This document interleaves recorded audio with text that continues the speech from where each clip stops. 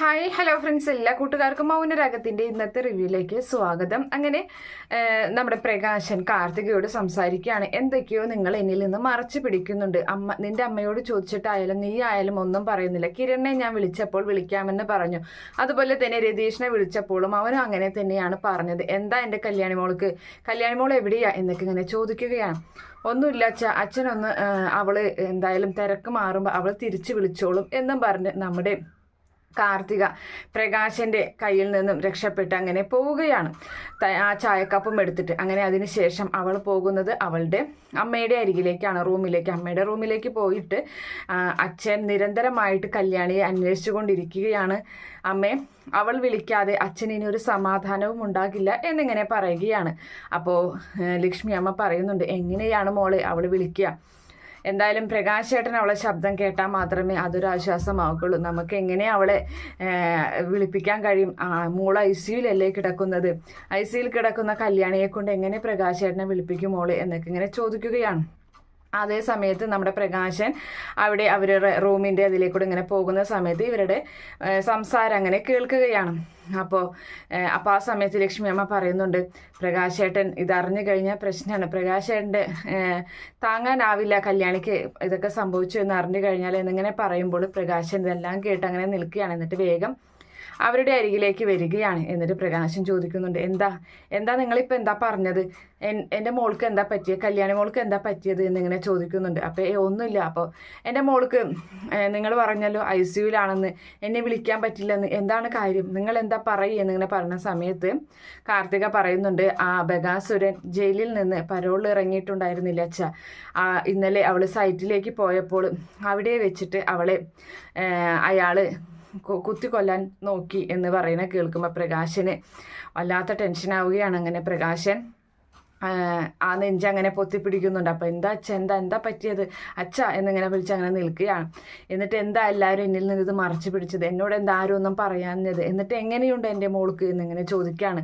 അപ്പം ഒന്നറിയില്ല അച്ഛ, കുഴപ്പമൊന്നുമില്ല, ഉണ്ടാവില്ല എന്ന് പറയുന്നുണ്ട്. അപ്പോൾ എനിക്ക് ഇപ്പം തന്നെ എൻ്റെ മോളെ കാണണം, എനിക്ക് കല്യാണി മോളെ ഇപ്പം കാണണം എന്നിങ്ങനെ പറഞ്ഞ് പ്രകാശം വാശി പിടിക്കുകയാണ്.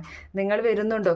കാർത്തിക വരുന്നുണ്ടെങ്കിൽ വായി, ഇല്ലെങ്കിൽ ഞാൻ ഒറ്റയ്ക്ക് പോകും, ഞാൻ എൻ്റെ മോളെ കണ്ടിട്ടേ വരൂ എന്നും പറഞ്ഞിട്ട് പ്രകാശൻ അവിടെ നിന്നും ഇറങ്ങി പോവുകയാണ്. അപ്പോൾ കാർത്തികയോട് ലക്ഷ്മി അമ്മ പറയുന്നുണ്ട്, മോളും കൂടി ചെല്ല്, അച്ഛനൊറ്റയ്ക്ക് വിടണ്ട എന്ന് പറഞ്ഞിട്ട് അവളെയും തള്ളി അങ്ങനെ പ്രകാശൻ്റെ കൂടെ വിടുകയാണ്. അങ്ങനെ അതിനുശേഷം നമ്മുടെ കാദംബരി ഹോസ്പിറ്റലിൽ അങ്ങനെ ഇരിക്കുകയാണ് ICUവിൻ്റെ മുന്നിൽ. അങ്ങനെ ആ സമയത്ത് പ്രകാശനും അതുപോലെ തന്നെ കാർത്തവും കൂടിയിട്ട് അവിടേക്ക് വരികയാണ്. അപ്പോൾ കാദംബരി നോക്കുമ്പോൾ ഇവരെ അച്ഛനെ കണ്ട് ഞെട്ടിപ്പോവുകയാണ്. അച്ഛൻ ഇതെങ്ങനെ അറിഞ്ഞേ എന്നിങ്ങനെ ചോദിക്കുന്നുണ്ട്.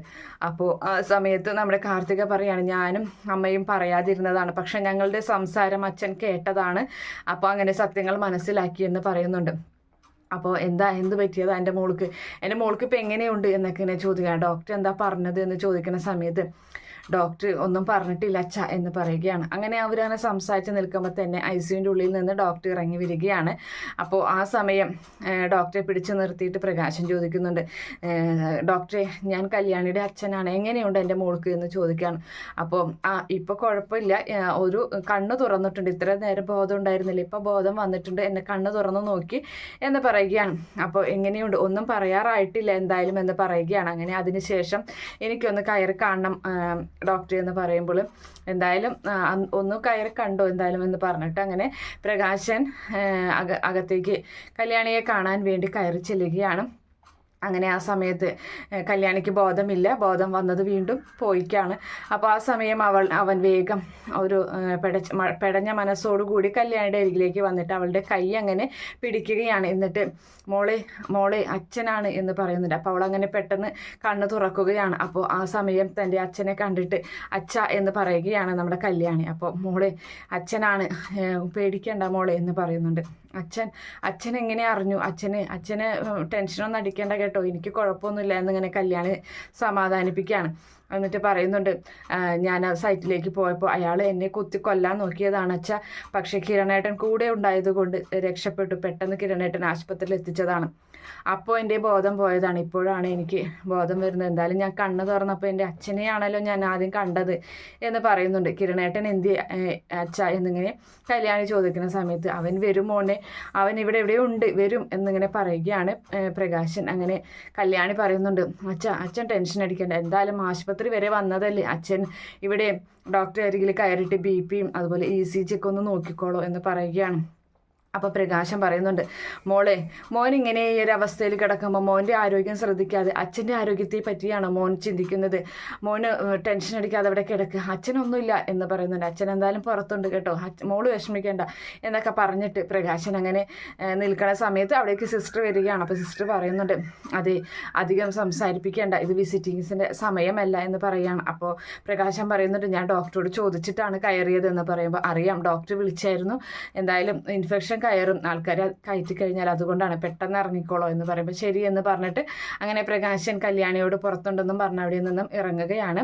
അങ്ങനെ അതിനുശേഷം പുറത്തിറങ്ങിയതിന് ശേഷം നമ്മുടെ കാദംബരി അവരൊക്കെ അങ്ങനെ നിൽക്കുകയാണ്. അപ്പോൾ ആ സമയത്ത് കാദംബരി പറയുന്നുണ്ട്, അച്ഛൻ ഇവിടെ നിന്നിട്ട് കാര്യമില്ല, എന്തായാലും ഐസുവിൻ്റെ മുന്നിൽ കുറേ പേര് ആൾക്കാരിങ്ങനെ നിന്നിട്ട് ഒരു കാര്യമില്ല, ഞാനുണ്ടല്ലോ, അച്ഛൻ വീട്ടിലോട്ട് പോയിക്കോ എന്ന് പറയുകയാണ്.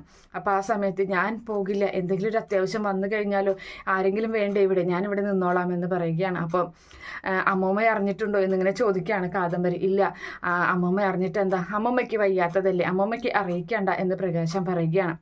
അപ്പോൾ കാർത്തു പറയുന്നുണ്ട്, അതുകൊണ്ട് തന്നെയാണ് അച്ഛനോട് ഞങ്ങൾ പറയാതിരുന്നത്, അച്ഛൻ്റെ അവസ്ഥ ഇതൊക്കെ തന്നെയല്ലേ, വയ്യാത്ത ആൾക്കാരെ അറിയിച്ച് അവർക്ക് വയ്യാതെ കൂടിയിട്ട് വല്ല കാര്യമുണ്ടോ, അതുകൊണ്ടാണ് പറയാതിരുന്നത് എന്നിങ്ങനെ നമ്മുടെ കാർത്തു പറയുകയാണ്.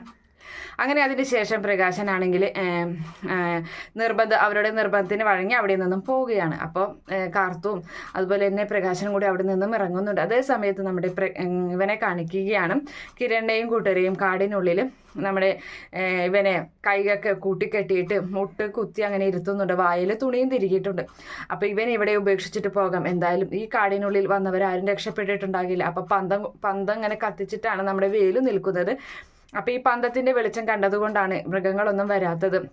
ഇവനെ ശരിക്കും ഈ പന്തം കൊളുത്തി തീ വെക്കേണ്ടതാണ്, പക്ഷേ കാടിന് തീ പിടിക്കും, ഇവിടുത്തെ മൃഗങ്ങൾ കത്തിപ്പോകും, അവർ വിശപ്പിന് വേണ്ടിയിട്ടാണ് മനുഷ്യരെ തിന്നുന്നത്. ഇവൻ അങ്ങനെയല്ലല്ലോ, ഇവൻ കാട് നിറച്ച് വേട്ടയാടിക്കൊണ്ടിരിക്കുന്നവനല്ലേ എന്ന് പറയുന്നുണ്ട്. അപ്പോൾ കിരൺ പറയണം, ആദ്യം വേട്ടയാടിയത് എൻ്റെ അച്ഛനെയാണ്, ഇപ്പോൾ എൻ്റെ കല്യാണിയും, നീ ഇനി ഒരിക്കലും ജീവിക്കാൻ അർഹനല്ല, എന്തായാലും വേലു ഇവൻ്റെ കാര്യം ശ്രദ്ധിച്ചോളാം, ഞാൻ ശ്രദ്ധിച്ചോളാം സാറ്, ഇവനെ നാളെ വരുമ്പോൾ ഇവൻ എന്തായാലും മൃഗങ്ങൾ കൊത്തി വലിച്ചിട്ടുണ്ടാവും, ഇല്ലെങ്കിൽ ഞങ്ങളിവിടെ കുറച്ച് ചെറുപ്പക്കാരുണ്ട്, അവരെല്ലാവരും ചേർന്ന് ഇവനെ ഞങ്ങൾ തല്ലി ചതച്ചോളാം എന്നിങ്ങനെ കൊന്നോളാം എന്നിങ്ങനെ പറയുകയാണ്. സാറ് ടെൻഷൻ അടിക്കേണ്ട, സാറ് പൊയ്ക്കോ എന്ന് പറയുകയാണ്.